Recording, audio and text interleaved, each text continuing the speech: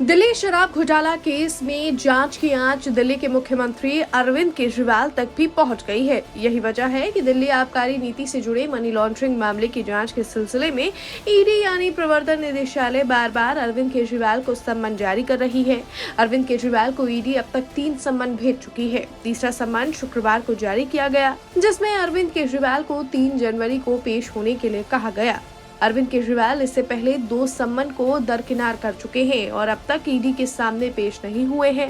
अब तीसरे सम्मन को लेकर भी संशय के बादल छाए हुए हैं कि अरविंद केजरीवाल तीसरे सम्मन पर ईडी के समक्ष हाजिर होंगे या फिर नहीं।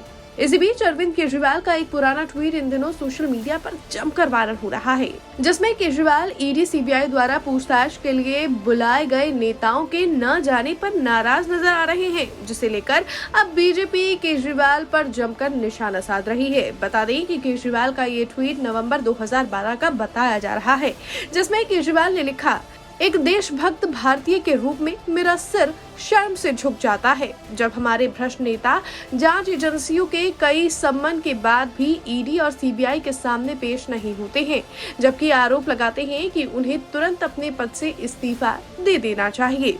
अब केजरीवाल के इस ट्वीट पर बीजेपी नेता भी उनसे सहमत नजर आ रहे हैं। केजरीवाल के इस ट्वीट को सोशल मीडिया पर पोस्ट करते हुए केंद्रीय मंत्री किरण रिजिजू ने लिखा कि मैं अरविंद केजरीवाल जी से 100% सहमत हूँ। इसी कड़ी में बीजेपी सांसद प्रवेश साहिब सिंह वर्मा ने भी केजरीवाल पर निशाना साधते हुए उन्हें उनकी कही पुरानी बातों पर ध्यान देने को कहा। प्रवेश वर्मा ने ट्वीट करते हुए लिखा, अरविंद जी, आपकी लिखी कुछ बात आपके समक्ष संज्ञान में ला रहा हूँ, गौर फरमाइएगा।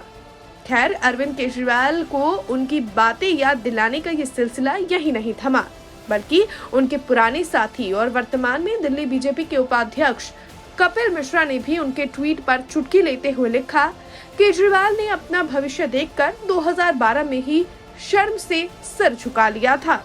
बहरहाल आपको बता दें, बीजेपी नेताओं का केजरीवाल पर ये तंज भरे ट्वीट इसलिए हैं क्योंकि ईडी ने दिल्ली के मुख्यमंत्री अरविंद केजरीवाल को तीसरा सम्मन भेजा है।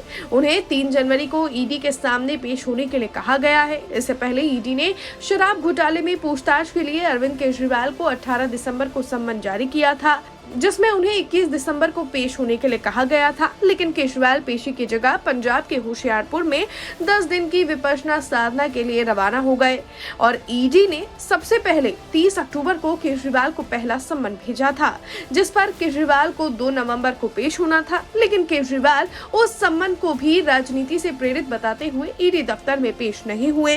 वहीं अब देखना होगा कि केजरीवाल को ईडी से जो तीसरा सम्मन मिला है, उस पर क्या केजरीवाल ईडी दफ्तर पूछताछ के लिए जाएंगे या फिर नहीं। ब्यूरो रिपोर्ट, दिल्ली तक।